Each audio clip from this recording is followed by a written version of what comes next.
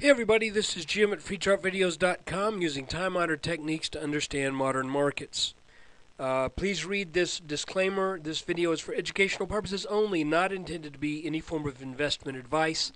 I can draw lines, but you have to draw your own conclusions from your own due diligence and make investment decisions that are suitable for your financial situation. I'm not a licensed professional, just a guy that draws lines on charts. Let's look at the S&P. Guys, I'm going to have to do this fast because I just got through recording this video and the audio was missing, and I've got a sore throat. So, let me just show you what I'm looking at real quick. This black line is drawn over this peak and roughly this peak. It's a horizontal line. I'm looking at that as being an area that should give some good support to this sell-off that we're seeing. Additionally, this green line starts back at the market bottom on the 9th of March 2009, and it is drawn up to the next point that it finds, the lowest point that it finds on the chart, which is the bottom of the right shoulder of this inverse head and shoulders. And you see we're also getting close to that. So additionally, the line drawn over the tops here is pretty darn close to being parallel. If anything, if this does work out as a parallel channel, then we're real close. Now, it doesn't mean it has to. Please keep in mind, there's nothing that says this has to bounce anywhere. We're just looking for areas where we think it probably will, and basing our trading on that. So, if we look in a little bit closer, you can see this is our reversal pattern, which was a triangle, which, by the way, is not typically the sign of a major top. Triangles are usually the signs of intermediate trends or counter trends to the primary trend, which I think is still bullish. Now, I have identified what I think may be a channel that the S&P is trading down in. I thought I had one yesterday, but that got well, actually day before yesterday, but that got killed. This line, by the way, is the minimum distance that I was expecting when we draw the worst case scenario for this pattern.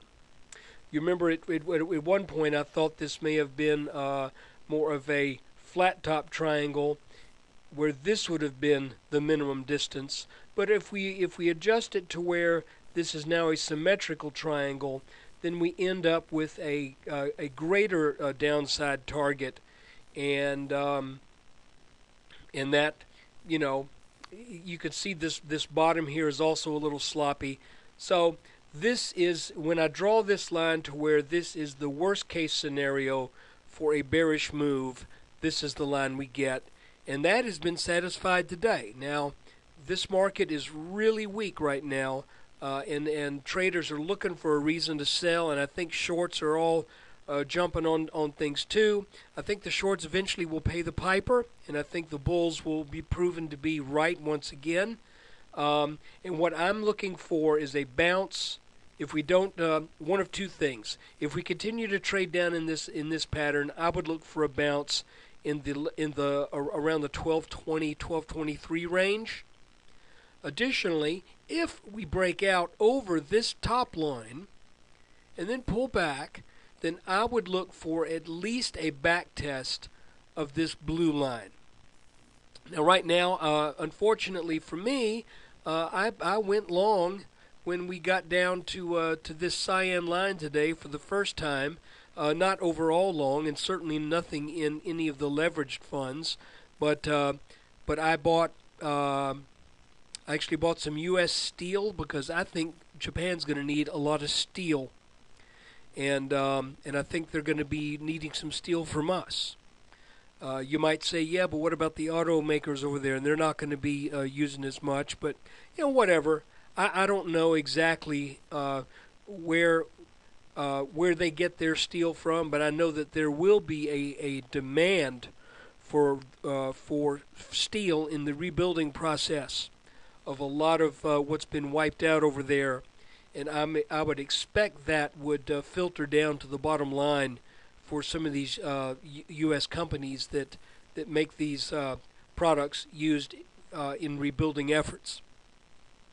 Anyway, my throat's starting to give out. So that's the S&P. If we break this line, look for a back test, and then another back test of this line. If we don't, if we stay in this channel, then look for a bounce on either this line or this line, and it will be this one more likely. So anyway, that's just kind of my read right now. I've still got plenty of dry powder, but I hope the markets haven't been killing you too bad here. Yeah, had a little bit of had some meager losses today. I think the markets were down about 2%, and I was down about 1.3. So not as bad as it could be, considering the volatility of some of the things I've held in the past. So anyway, that's it for today. Excuse me. God, I thought I pressed pause. That was sick, wasn't it? Forgive me. When you get a chance, come visit me at freechartvideos.com.